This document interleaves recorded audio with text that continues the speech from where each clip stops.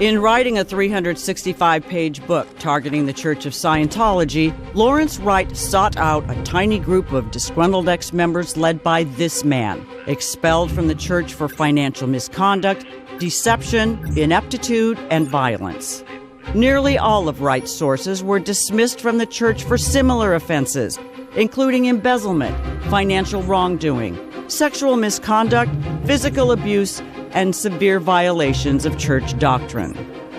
Yet these are the individuals Lawrence Wright uses to impugn the character of the church and its leader, a man responsible for a worldwide religion and its unprecedented expansion, and under whose stewardship the church's social betterment programs have become the largest non-governmental anti-drug and human rights campaigns on earth. But in writing his so-called expose on Scientology, Lawrence Wright's sources were far from credible, and Wright knew it. Their allegations so far-fetched that a federal judge and an appeals court dismissed them as baseless. Lawrence Wright ignored that. And when the church provided thousands of pages of evidence documenting the falsehood of those claims, Lawrence Wright continued to present the allegations as fact. When asked in a journalist forum, "Do you believe that journalism can lead to truth?" Wright had this to say: "Truth is one of those subjective terms that are pointless to get too tied up about." Wright's book was released in January 2013, but failed to generate reader interest. Still, it found itself immediately steeped in controversy about the veracity of its claims, so much so that the book's publisher would not release it in Britain, Ireland, Canada, or Australia because of their libel laws. The chances of losing a lawsuit were simply too great. Now, documentary filmmaker Alex Gibney has taken Lawrence Wright's book at its word without question or examination. I utterly trusted Larry. I wasn't looking for, holes in his story. Over the 2 years Gibney quietly worked on his documentary, he never once contacted the church, visited a church, or spoke to any of its members. His documentary was in the can before he even mentioned it to them. And even after the public premiere of the film, Gibney refused to reveal his allegations directly to the church and allow them to respond. These claims provably false, and their sources utterly without credibility. Wright and Gibney know who these sources are and the real story behind their false allegations. And so should you. Meet Spanky Taylor, quoted extensively in Lawrence Wright's book, and her story prominently featured in Alex Gibney's documentary of the same name. Spanky Taylor is a drama queen, and where there isn't drama, she'll create it. Spanky has a penchant for drama. She always has. Anywhere from being ill, it was always a big drama. Situations that happened in her life with clients that dropped her, it was always a big drama. Lawrence Wright and Alex Gibney had to delve back 37 years to exhume the tearful and dramatic tales of Spanky Taylor. The first, an invented crisis involving her infant daughter and alleged substandard child care. But Norm Taylor, an attorney and Spanky's former husband, says she made the whole thing up. As far as our daughter, Vanessa, she was in the care of a full-time nanny, and she got everything she needed. She was fed well, she was changed constantly. I saw her every day. As her father, I was there every day. I used to take her out in her stroller, I took her for walks, I'd sing to her. I loved my daughter, and I made darn sure that she was well taken care of.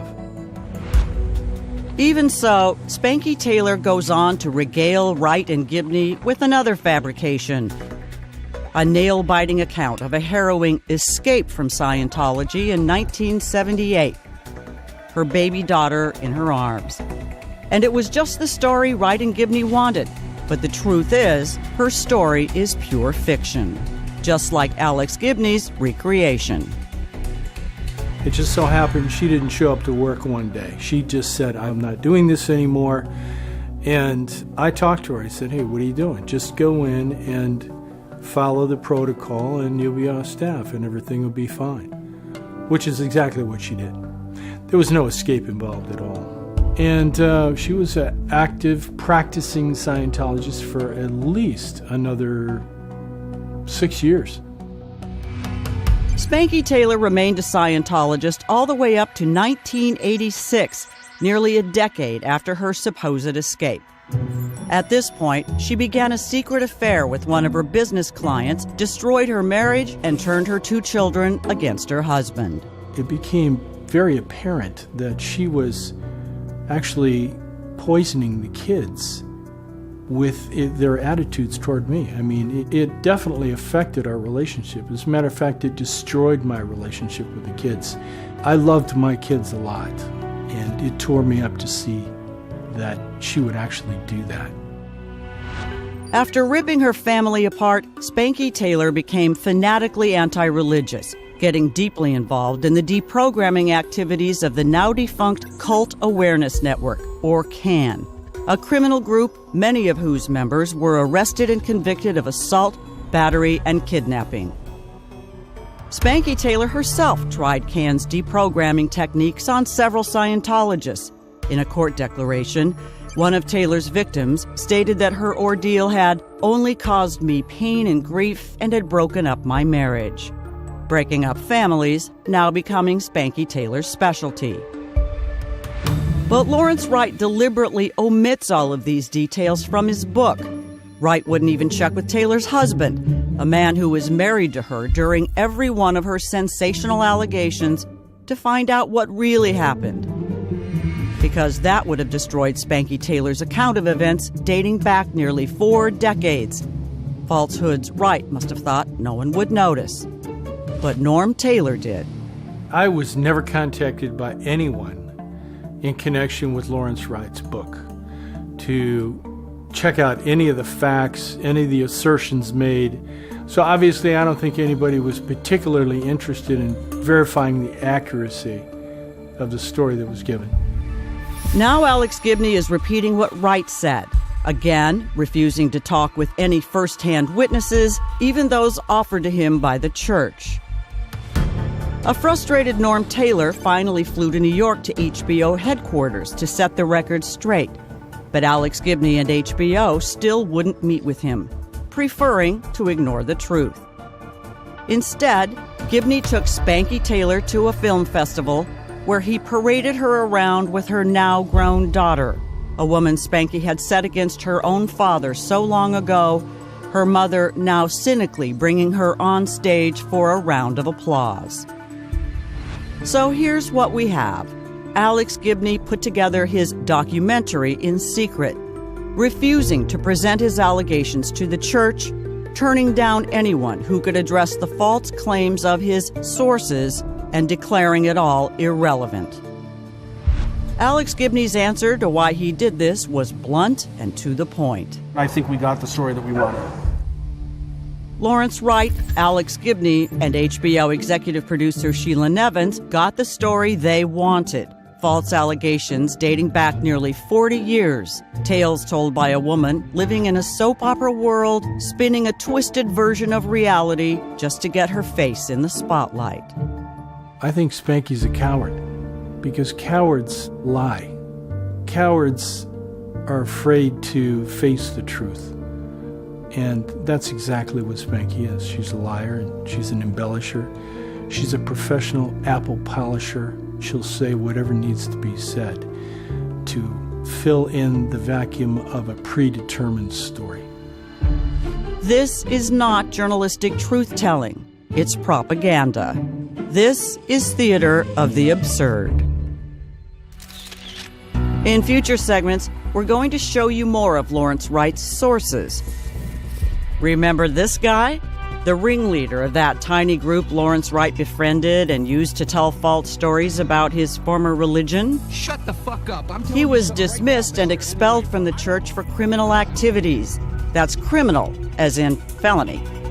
His resume also includes episodes of shoving, kicking, punching, and extreme violence, and a honeymoon night spent in jail. But Lawrence Wright doesn't reveal any of that or any other sordid detail about this man. You'll also meet those this man calls his posse, such as Spanky Taylor's former housemate, Tom DeVocht, a thief who used to ride shotgun with the leader on his punching sprees.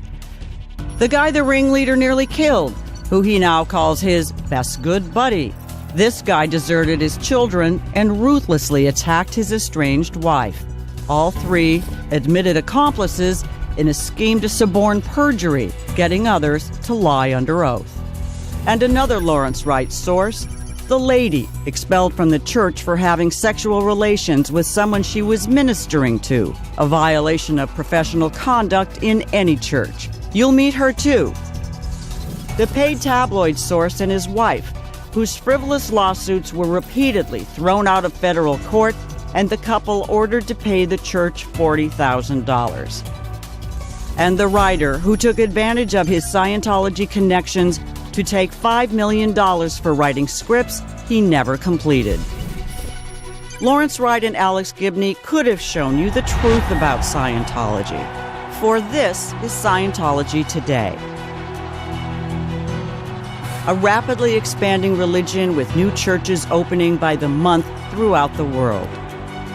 But instead of showing you this, Wright and Gibney have chosen to give you this man. Shut the fuck up. And his tiny group of followers. That's right, this guy is the leader of all Lawrence Wright's sources. They are interconnected, each of them corroborating the other's false stories and lies, some for big bucks. All of them handpicked to populate the story Lawrence Wright and Alex Gibney want to sell. Lawrence Wright, Alex Gibney, and executive producer Sheila Nevins know full well who these people really are. But you won't see that on HBO. Shut the fuck up.